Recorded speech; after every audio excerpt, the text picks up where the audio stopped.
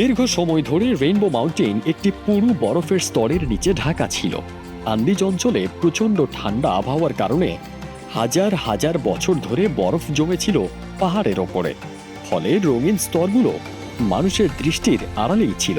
1980 এবং 1990 সালের দিকে জলবায়ু পরিবর্তনের কারণে বৈশ্বিক উষ্ণতা বৃদ্ধি পেতে শুরু করে। এর ফলে আন্দিজ পর্বতমালার অনেক অংশের বরফ দ্রুত গলতে থাকে।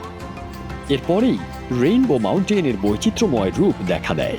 বর্তমানে এই পাহাড়ের রঙের উজ্জ্বলতা আবহাওয়ার উপর নির্ভর করে। উজ্জ্বল সূর্যের আলোতে রঙগুলো আরও তীব্র এবং স্পষ্ট দেখায়, আর মেঘলা বা বৃষ্টির দিনে রং কিছুটা ম্লান মনে হয়। রেইনবো মাউন্টেন আবিষ্কৃত হওয়ার পর থেকে এটি পর্যটকদের আকর্ষণের কেন্দ্রবিন্দু হয়ে উঠেছে। তবে বিশেষজ্ঞরা সতর্ক করেছেন, অতিরিক্ত পর্যটন এবং জলবায়ুর পরিবর্তন পাহাড়ের সংবেদনশীল স্তরের জন্য হুমকি হয়ে দাঁড়াতে পারে।